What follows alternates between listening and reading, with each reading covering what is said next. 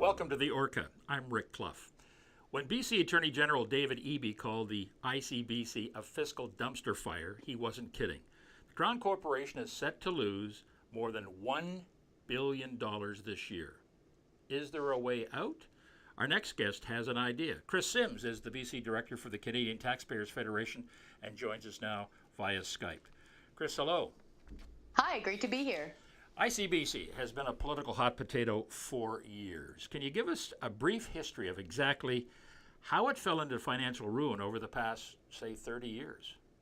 For sure. So a quick thumbnail sketch. Why do we have a government-forced monopoly for auto insurance at all in this province? Well, it dates back to the early 1970s when it was brought in under the then NDP government under Premier Barrett. And at the time, apparently, there were too many businesses and too many companies offering too many various levels of insurance, and it was difficult for some people to find affordable auto insurance. Keep in mind, this is back in the era when governments owned things like telecom companies and coal mines, right? It was very big state or big government then. And so fast forward until now, we're still stuck with only ICBC as the government-forced monopoly, whereas other provinces and other jurisdictions have modernized, and many of them have choice and they have competition in the auto insurance market. And so there's many things that have added to ICBC's woes. Number one, they're very top-heavy. They have an enormous number of managers. They have an enormous number of staffers compared to private sector companies that offer similar services. Number two, because they're a government-forced monopoly, there's no innovation, none. There's zero competition, and therefore they never need to really try. And so that's always going to lead to stagnation and waste. We simply know this to be true. And then also, as we saw during the previous government, governments can just reach into the corporation when they want and take money out of it. And so I think the thinking generally in British Columbia is that that's not a good idea. You shouldn't be able to reach into a crown corporation and use it as a piggy bank to paper over any budget problems that you may have. And so here we are now with a government-forced monopoly that's really thick in employees, low on service, no competition, and we have government that's able to take money out of it whenever they want. So we've got a dumpster fire. But I want to go back to that last point where governments can't use ICBC as a piggy bank. Isn't that exactly what governments have done for the last 30 years because this became a source of revenue? It has become a source of revenue because government controls and owns it. And so I think for a lot of drivers, it frustrates them. I know it does for me. If I'm paying for auto insurance, I expect it to insure my automobile. That's it. I don't expect it to be going towards government as a rainy day fund to paper over anything that they want to use it for. And so I think for a lot of people that just rings as untrue and fundamentally unfair, and they don't like it. And so that's why we're really seriously suggesting that we need to do fundamental change to ICBC. Don't just tinker around the edges. We need to haul this thing in and do a complete overhaul and then open it up to competition. Given how it operates today, can it recover financially? It depends. It depends if you take a look at how much they're going to be jacking up rates. And so how much are we all willing to pay? We need to keep in mind that we already pay the highest auto insurance rates in all of Canada.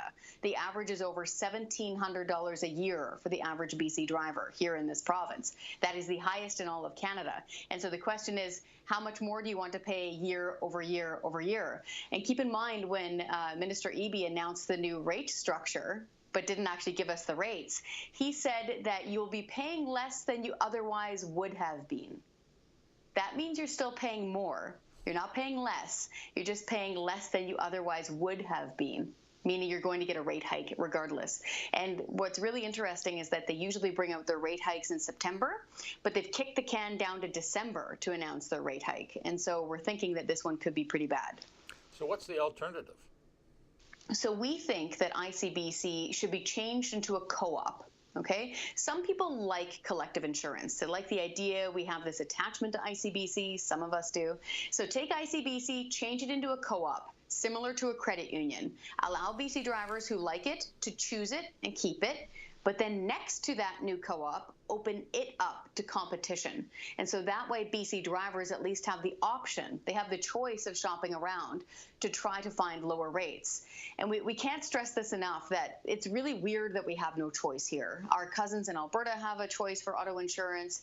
You know, people in Ontario, people in Quebec even, which has got a really different system, Nova Scotia. You can shop around, find lower rates, and you can group your insurance. That means that if you've got home insurance, content insurance, a couple of other cars, maybe a boat or your quad if you're up north or something, you can group that all together with a private company and find a really good lower rate. We've got zero options here, and we're stuck paying the highest bills in Canada. And so British Columbia really needs to modernize, and they need to change ICBC.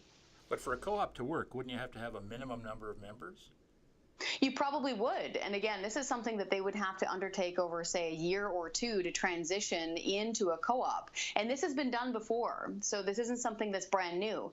Actually, there were a bunch of farmers in the Fraser Valley who couldn't get fire insurance for whatever reason in the early 1900s. And so they founded their own co-op for insurance. It's fire insurance, and it's still around today. It was actually so successful, and they're so proud of their model and the way they do it for fire insurance that it's now offered across the prairies and into Ontario.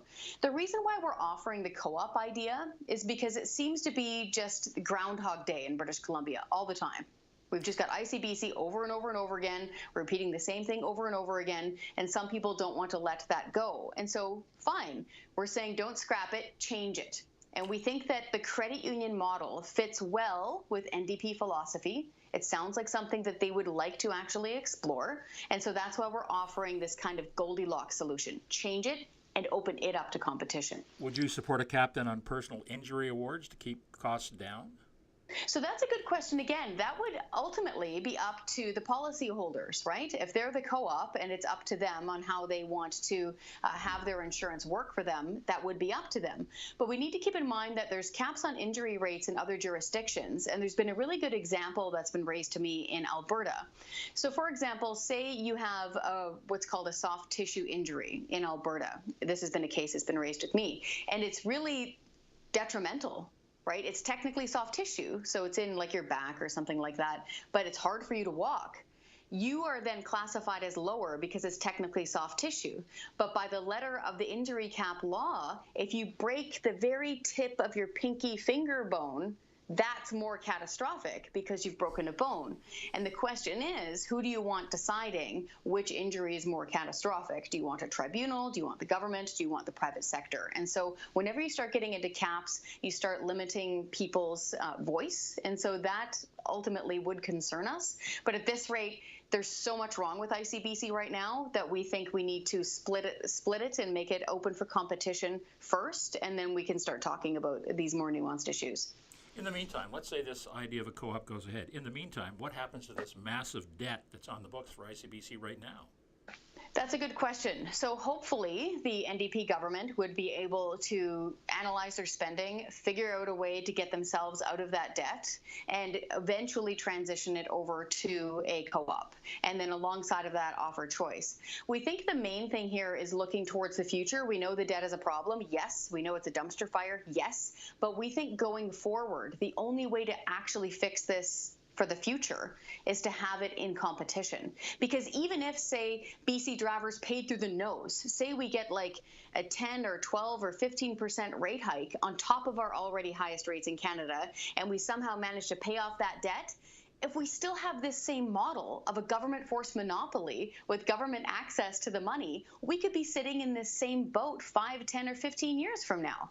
And so that's why we're saying we need to break this cycle and we need to change things up. And so that's why, regardless of how they're able to actually pay down this debt, and even if everybody worked really hard and forked over all their hard-earned money, we could wind up right back here again. And we don't think that that's fair to anybody. And I just wanted to share anecdotally, just for example, I was speaking with a small businessman in Langley who had moved here very recently in the last few years from Quebec. Mid-40s, very average car, no accidents, a safe driver. He would pay on average about $40 a month for his car insurance. And he said he moved out here and he nearly fell off his chair, and that he can't even shop around, even though he's an excellent driver. And so many people who have either moved here from away or have worked away and come back are really noticing this sticker shock, and we got to change it. Kris Sims, thank you so much for your time today. Appreciate it. Thank you.